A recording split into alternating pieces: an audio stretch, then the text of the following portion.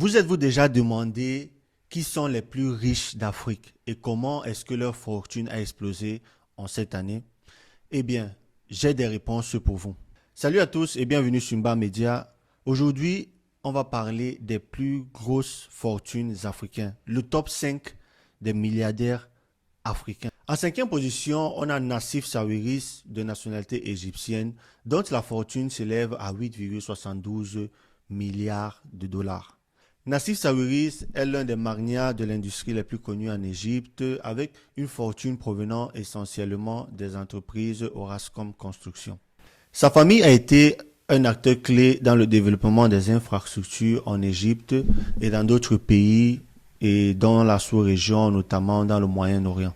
En quatrième position, nous avons Nathan Krish d'Estuani, dont la fortune est estimée à 9,38 milliards de dollars. Originaire d'Estuani, il a bâti sa fortune considérable grâce à ses investissements dans l'agroalimentaire et la distribution. Sa participation majoritaire dans Jethro Holdings, une entreprise basée à New York, a grandement contribué à son ascension dans le classement des milliardaires. Nous entrons maintenant dans le top 3 des 5 milliardaires d'Afrique en 2024 et en troisième position, nous avons un Sud-Africain, le Sud-Africain Oppenheimer, dont la fortune est estimée à 11,7 milliards de dollars.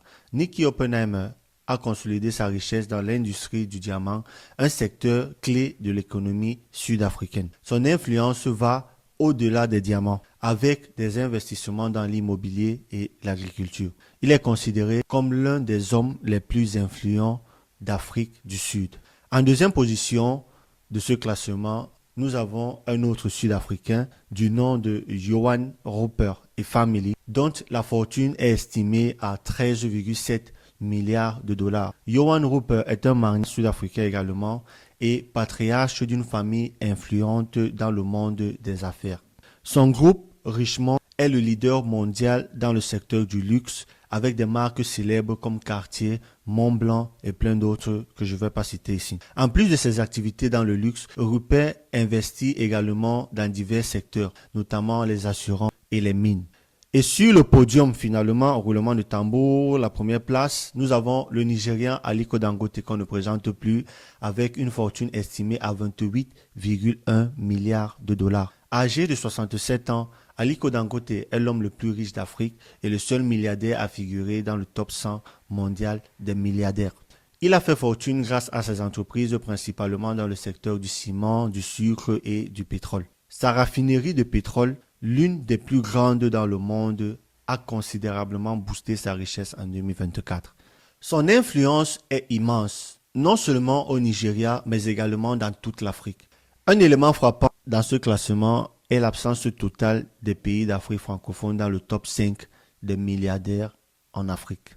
Et même si on décidait de prolonger cette liste, d'aller un peu plus loin dans le top 10, dans le top 15, dans le top 20 et même dans le top 21, il n'y aurait toujours pas eu de milliardaires d'Afrique francophone. Tous ces milliardaires proviennent essentiellement des pays anglophones, arabophones, à savoir le Nigeria, l'Afrique du Sud, l'Estonie ou même l'Égypte. Pour rappel, l'Afrique francophone qui englobe des pays comme le continent, le Cameroun, la Côte d'Ivoire, le Sénégal, la République démocratique du Congo ne figure pas parmi les grandes puissances économiques africaines selon le classement Forbes. Alors, à quoi pouvons-nous attribuer cette réalité? Un environnement économique moins favorable aux investissements de grande envergure dans certains pays francophones, une gestion de ressources naturelles et des infrastructures parfois moins optimisées comparées à d'autres régions anglophones ou arabophones, des difficultés dans l'accès au financement ou alors un climat d'affaires parfois difficile pour de grandes entreprises. Autant de questions légitimes qu'on se pose. L'absence de pays francophones dans le top 5 des milliardaires africains soulève plusieurs questions sur les dynamiques économiques du continent. Si certains pays comme le Nigeria et l'Afrique du Sud bénéficient d'un environnement propice aux investissements, l'Afrique francophone semble encore frappée par des défis structurels. Cependant, cela ne signifie pas qu'il n'existe pas de potentiel dans ces pays-là. Avec des réformes économiques et une meilleure gestion des ressources, il est tout à fait possible que l'Afrique francophone puisse émerger de nouveau comme leader dans des années à venir. En attendant, de voir émerger ces géants. Dites-moi en commentaire ce que vous avez pensé de ce classement des top 5 milliardaires africains. Et surtout, n'oubliez pas de vous abonner en bas média pour ne rien rater de l'actualité dans le monde. D'ici là, je vous dis à très bientôt.